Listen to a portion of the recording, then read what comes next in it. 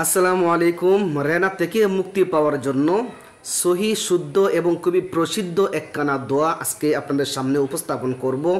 আশা করছি সেই ছোট্ট দোয়াটি সবাই শিখতে পারবেন, একেবারে সহজ এবং একেবারে ইজি।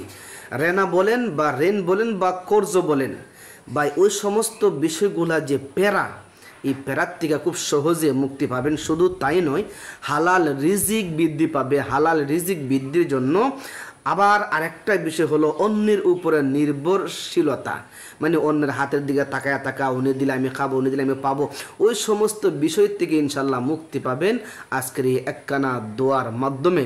তো বন্ধুগণ, ভিডিওটি ছেড়ে যাবেন না, শেষ পর্যন্ত দেখবেন, ইনশাআল্লাহ খুবই কাজে লাগবে, উপকার হবে। যাওয়ার আগে একটা লাইক দিতে হবে, সেটাকে আবার বলতে হবে।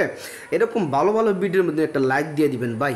চলুন আমরা বিস্তারিত আলোচনা করতে শুরু করি। দেখেন, রেন, রেনা বা কর্জ যাই বলেন, যার বাসায় যেটা বলেন, আমার কাছে অন্য মানুষের টাকা পাবে, মূলত সেটাই হলো কথা। দিতে পারছি না, বারবার আমার কাছে আসছে, বারবার অপমান করছে, এই টাকার জন্য আমি অনেক লজ্জিত হচ্ছি, পাওনাদারের কাছে আমি শর্মিন্দা হচ্ছি।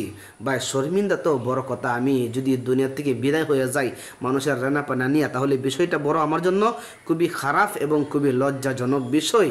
ওই সমস্ত রেনা পেনা থেকে কিভাবে মুক্তি পাবেন? অনেকের মাথা আবার ভারী হয়ে গেছে রেনার চাপে।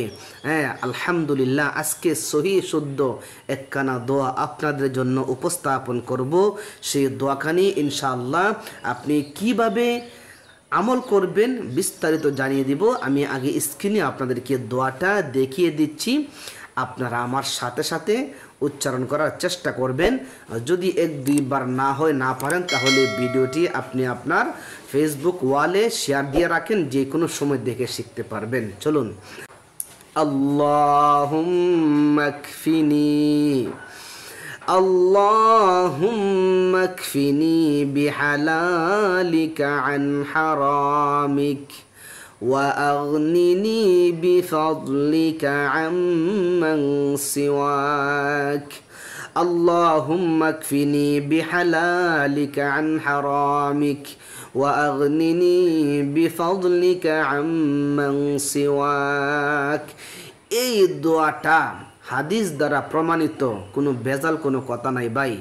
এটা আপনি কিভাবে আমল করবেন? বিশেষ করে আপনি প্রতি নামাজের পর আপনি বেশি বেশি পড়বেন। এটা কন্টিনিউ প্রতিদিন একটা আমল বানিয়ে নেবেন, প্রতিদিন একটা অভ্যাস করে নেবেন, প্রতিদিন বেশি বেশি করে পড়বেন ইনশাআল্লাহ। পড়ার সময় আপনার দিল, আপনার অন্তর যেন আল্লাহমুখী হয়, মন যেন আল্লাহর দিকে তাকে, আল্লাহর কাছে সাহায্য প্রার্থনা হিসাবে আপনি মনটাকে খুবই আল্লাহর সাথে কানেকশন লাগাইয়া ইনশাল্লাহ পড়বেন। আল্লাহ রাসূল সাল্লাল্লাহু আলাইহি ওয়াসাল্লাম নিজে দোয়াখানি পড়তেন ভাই, খুবই খুবই পাওয়ারফুল আমল। আমরা তো মুমিন মুসলমান, তাই তো আমাদের যন্ত্রপাতি, আমাদের তো মানে বেঁচে থাকার মতন ঢাল তো এগুলাই, আল্লাহ রসুলের শিখানো দোয়া, হাদিস, কোরআন ইত্যাদি তো আমাদের জন্য মানে বাঁচার উপায়, তাই তো আমরা আমল করব ইনশাআল্লাহ। আমার কাছে খুবই খুবই ভালো লেগেছে, কলিজার মধ্যে শান্তি পেয়েছে। হ্যাঁ, এসব দোয়াগুলি যখন আমরা দেখতে পাই বা আমাদের সামনে যখন আসে, তখন কিন্তু দিলের ভিতরে শান্তি লাগে, বুঝতে পারি যে আমাদের সহায়ক আছে, তাই না? এই জন্য আমরা বেশি করে ইনশাল্লাহ শেয়ার করব, আর ইনশাল্লাহ আজকের থেকে আমল শুরু করে দিব। আল্লাহ তাআলা যেন আমাদের সবাইকে আল্লাহ রাসূলের সুন্নাহ ভিত্তিক, কোরআন হাদিস ভিত্তিক আমাদেরকে আমল করার এবং যাবতীয় রেনা হইতে যেন আল্লাহ তাআলা আমাদেরকে মুক্তি দান করেন। ভালো থাকবেন সবাই। আসসালামু আলাইকুম ওয়া রাহমাতুল্লাহ।